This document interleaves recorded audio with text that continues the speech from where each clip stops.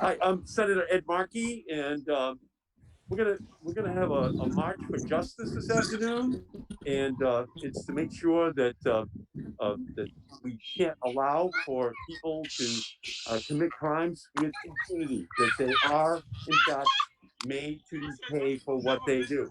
And we're joined today by Rachael Rollins, our uh, inspirational district attorney from Suffolk County, Rick Arroyo, city councilor from the city of Boston, Reverend Willie Bodrick from Boston as well, and we're here to march for justice.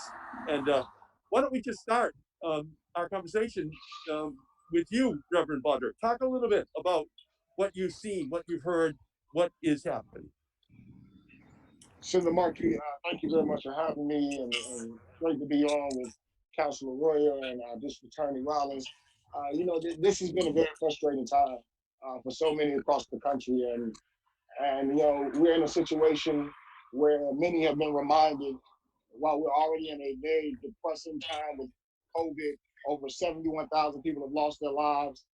Over 3 million people in this country have the virus. All of us have been disproportionately affected. Black and brown communities particularly have been disproportionately affected. And here we are dealing with issues that have highlighted that Black bodies are vulnerable, that there's not protection, that you can't run, you can't go to the park, that there's a presumption of guilt, there's a presumption of criminality. This young man, Ahmaud Arbery, could have been me. He's 26. I'm 32, a few years older. He could have been my brother. And what people are just tired. They're tired, Senator Markey. We're tired of dealing with the trauma of watching time after time unarmed Black bodies be shot and killed. And we're tired of the fact that there's no more explaining this away. There's no respectability politic. There's no performance. There's nothing that we can do anymore other than say we have to change. We have to have a real serious conversation around race and justice in this country. And we have to no longer put the onus on Black folk and brown folk to defend why their bodies should be valued, why Black lives matter. And we need to have a serious conversation to do some deep soul searching around the original sin of race in this country, being that Black bodies have been vulnerable, and it seems that the state cannot protect Black bodies everywhere to just live normally. Thank you. Now, Rachael Rollins, you are kind of the leader in criminal justice reform in our country. You're a prosecutor. Can you talk about what this represents in our country in the year 2020 that we're still having a discussion like this? Yeah, for sure. Black people are the only group of people that are blamed for being murdered. We're blamed for being murdered. And in 2020, this man's life was stolen. He was executed on February 23rd. And the father and son duo that performed this execution, the father is somebody who had been a police officer in that area and had also worked in the district attorney's office for quite some time as well. So when you hear frustration and rage and anger and hurt and exhaustion in the voices of Black and Latinx and poor people who are just tired and all we want to do is live, Senator. We are entitled to the same right to life and the pursuit of happiness, just like our counterparts. But when we have frustration and deep-rooted fears and mistrust of law enforcement, it's because of things like this. The reason why a neutral party, a state entity in Georgia, came in after adjutants and activists exposed and shamed these law enforcement agencies into action. When a neutral party came in, within 36 hours, they had enough to arrest this father and son duo. But the local authorities, there were 2 different DA's offices that each recused themselves. There were months that went by that Ahmaud's family had to live with this execution, and then also their tax dollars pay for all of these agencies that are supposed to be doing these investigations. I hope the Department of Justice, I hope the state of Georgia, I hope everyone is looking into the abject failure of these district attorneys' offices and these local police departments. We should be ashamed of ourselves. Thank you. And Councilor Arroyo, you were a public defender before you were elected to the Boston City Council. Talk a little bit about that from your perspective, your career as a public defender. So what I would say about this in specific is that for most of the folks who I know who are Black or brown, there's a real sense that you can be a victim of racial violence at any time, and that fear is real, and that anxiety is real. And I want to be clear about racial violence. We're talking specifically about it in its ultimate form, which is the death of a person. But racial violence in systems is real too. And so when we talk about systemic injustice and the idea that you're going to be disbelieved before you're believed, or you're going to have less of a chance at justice if you have a chance at justice at all, is an ingrained concept. And a lot of the times when we see things like this, where it takes months in a viral video for anybody to even be arrested, what we're really talking about is that's months and months and months upon generations of reaffirming to people of color that your lives value less, hold less value, and that any kind of justice that you get is going to be dependent on your ability to really mobilize to get it, where for other folks, they could take for granted that that'll be available to them. And that's a really disempowering thing. And I think it's important. And I think part of what this does is reaffirms that we have power. And that power that we have is to give voice to the fact that this kind of injustice, we're tired of waiting, right? Fannie Lou Hamer said it best.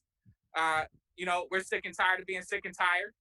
And there's only so long that folks are going to be able to stand by while systems of government, which include our justice system, include our healthcare system, include our actual elected officials, stand by and watch and wait and have to be told that Black lives have value, instead of inherently working to make sure that that's reaffirmed in their acts and deeds, right? So that's pretty much the lesson that we had when we were doing public defense. That was an everyday fight to reaffirm the humanity of all my clients. Today's victims may be tomorrow's defendants, and those kinds of things that you see on a day-to-day basis, where we say that one life has more value than another, regardless of whether or not that life has a record or not. Those kinds of things reaffirm that some lives have more value, and frankly, that's unacceptable. Yeah, so District Attorney Rollins, this seems like it's a part of a deep-seated racism that exists in the criminal justice system. Can you talk about that? Can you talk about the uneven application of the law and the protections that the law is supposed to provide for everyone in our society, not just for those who happen to have the right color skin? Yeah, I mean, we see this all the time, and the Second Amendment applies to us as well, right? Senator, when you watch or you go on social media right now and you see juxtaposed, for example, in New York, an 18-year-old Black man being beaten down by law enforcement for not appropriately covering his face and wearing a mask, juxtaposed to people sunbathing in a park in New York, and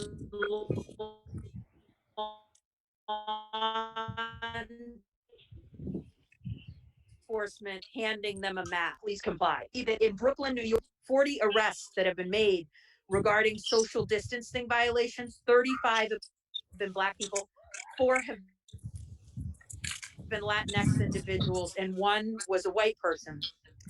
It's simply that our lives we aren't as valued, right? We have to defend ourselves. We are guilty until proven innocent, where everyone else is innocent until we need people like Ricardo, who is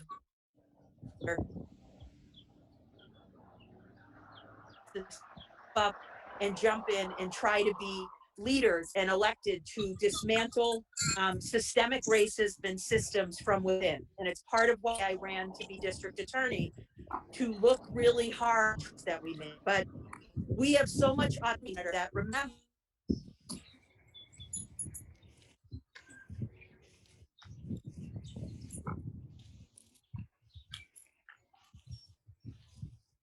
I think we lost Rachel.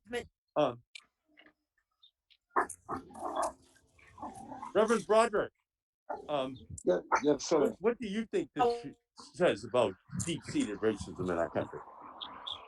Well, I think one of the things that happens when situations like this happen is that we usually categorize these issues as being relegated regionally. And so we never really get to effectually deal with real racism throughout our country because it just so happens to happen in the South, which has a deeply stained history of overt racism and lynching. I'm originally from Atlanta, Georgia, and so this hits close to home because I know growing up, there were certain places once you got outside the city limits, you weren't going and you were told not to go. Not because you have the freedom to go, but because there was an expectation and there's been a stained history that people that looked like me weren't welcome there. But I don't want us to fall into the trap that this deep-seated racism couldn't have happened anywhere. Just as D.A. Rollins was saying, there's been police brutality, there's been black and brown bodies that are even in the North. And if we look at a slew of cases that have come forth of unarmed bodies, we're finding this racism throughout the country. And so what I really do believe is that there's going to need to be some soul searching and a sense of repentance of what we have done as a country and what black and brown people have had to live through. There's a history that is tied to slavery that cannot be denied and must be talked about. And until we actually address and deal with that history that has been perpetuated throughout different systems, has been recreated, we've seen the racism throughout our legal system, through our healthcare, through our education systems. And the reality is that the difference between a microaggression and this is not much.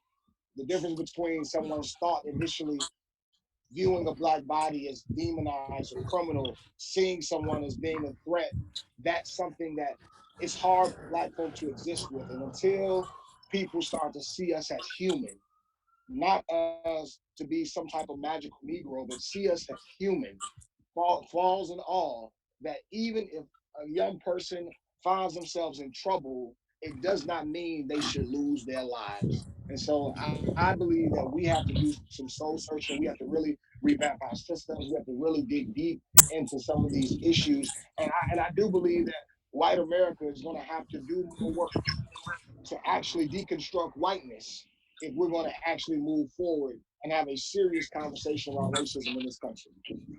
Thank you, Reverend, very much. Councilor Arroyo, you heard Attorney Rollins talking about the number of people who have been arrested or punished for social distancing.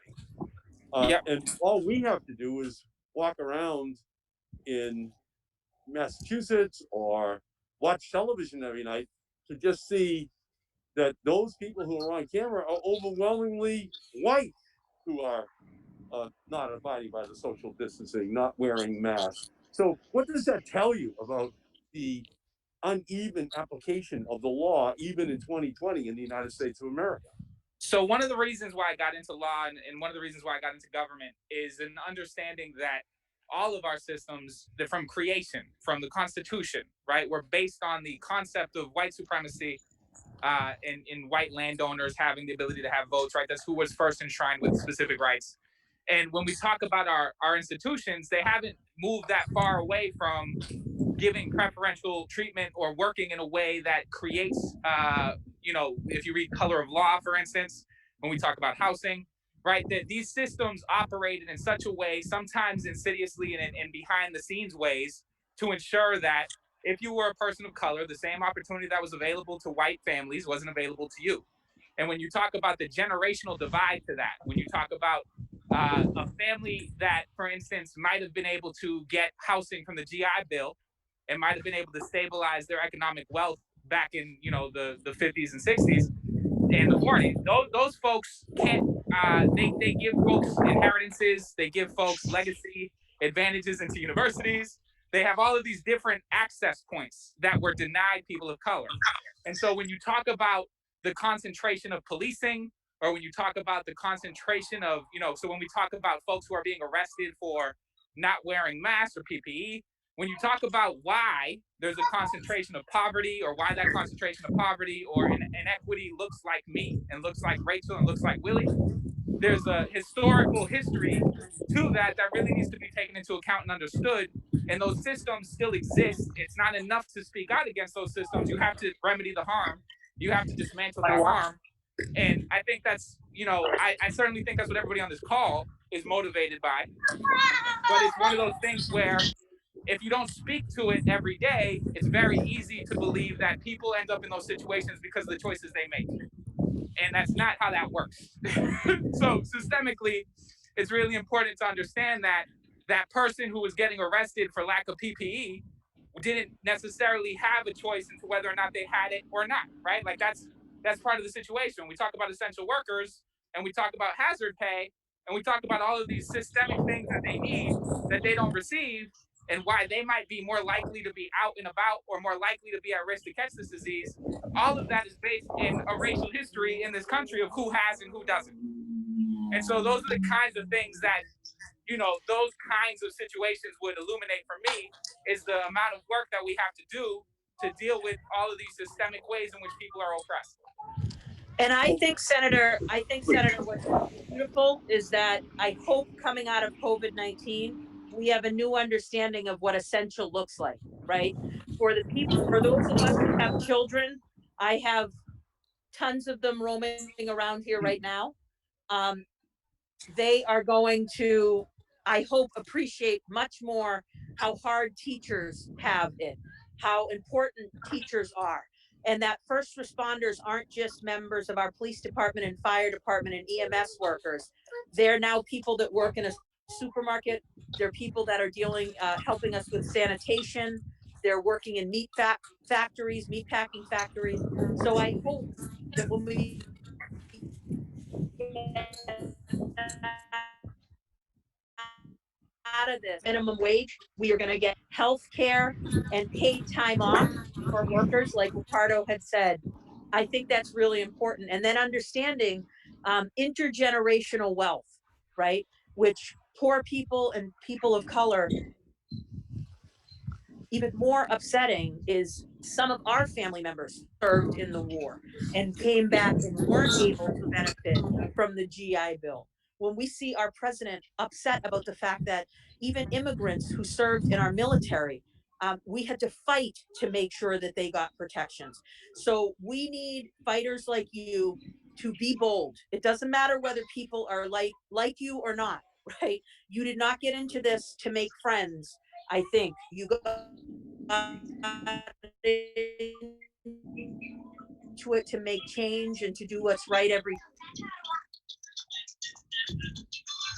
I think there's a pretty famous video about a desk in a hallway. So I know the senator didn't get into it to make friends.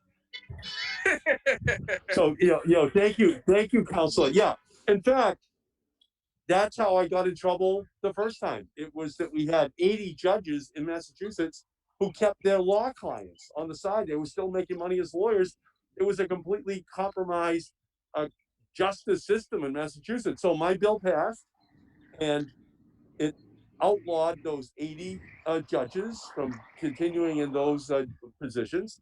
And they threw my desk out in the hall, and they kicked me off of the Judiciary Committee up in the State House, even as the bill was being signed into law to abolish a 200-year-old system. So I like making the right enemies, and I think we know right now who the enemies are. We know who we have to fight. And District Attorney Rollins has put her finger right on it. We're at an FDR moment. We're at a Franklin Delano Roosevelt moment, 1933.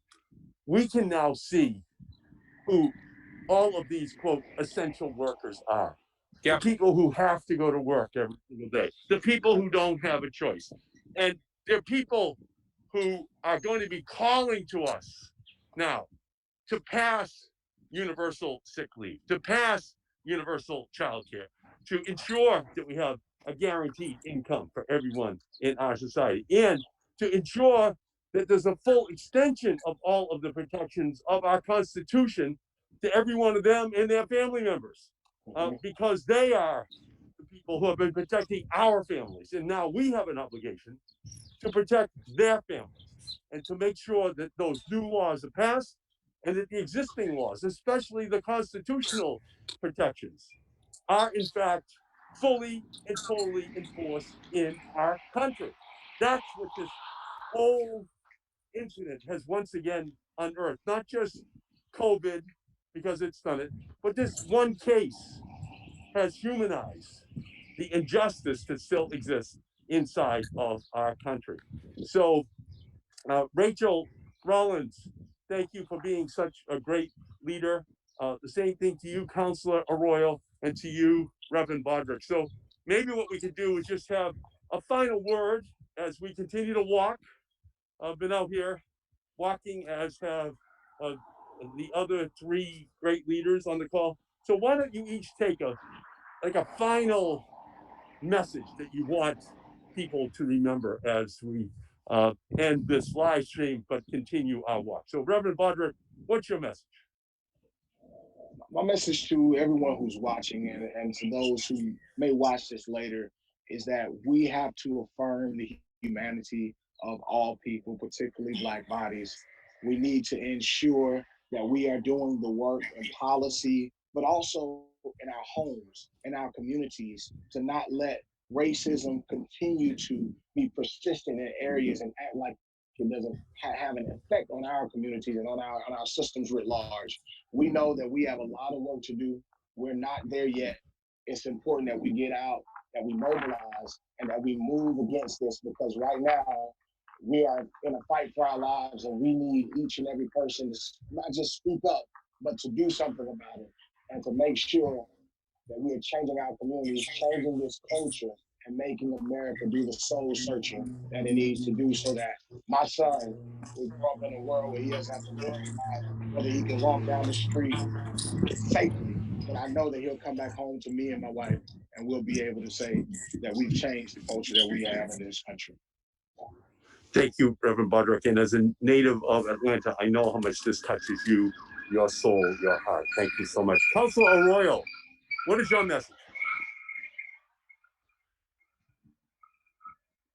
The family and friends who fought for justice here, and we haven't seen ultimate justice yet. We haven't seen convictions.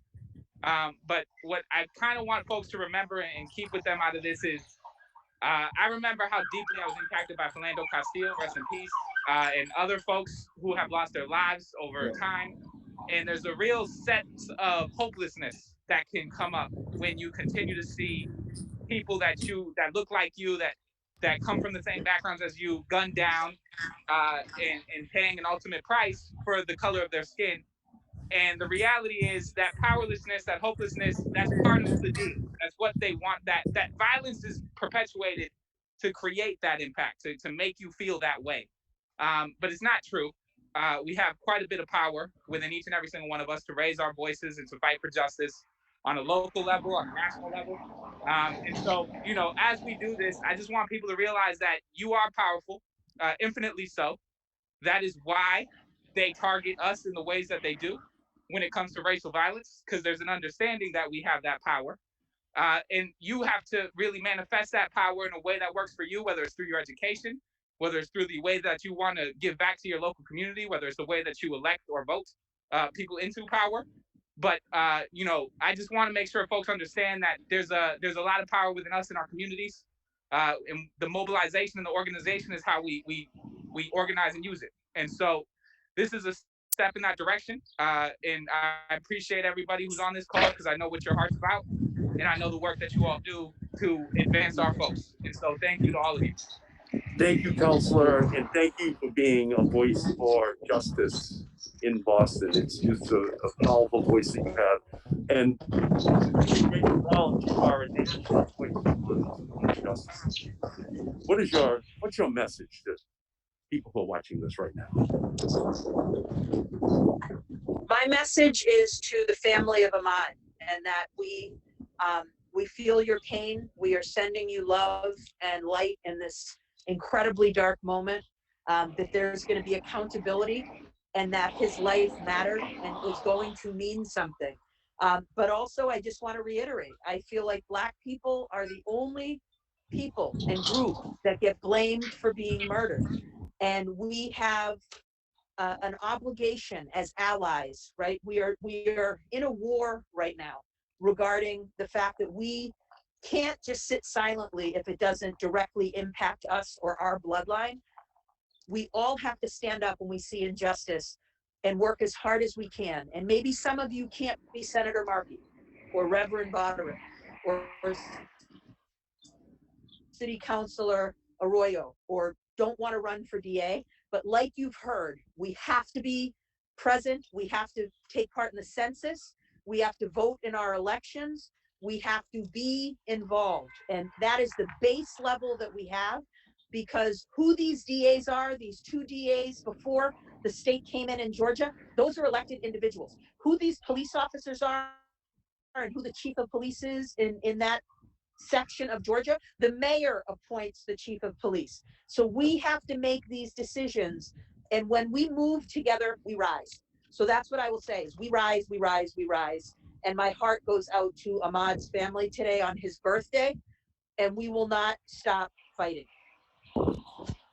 Thank you, District Attorney. And so, yeah, to Ahmaud, to his family, we are going to continue to raise our voices until justice is done.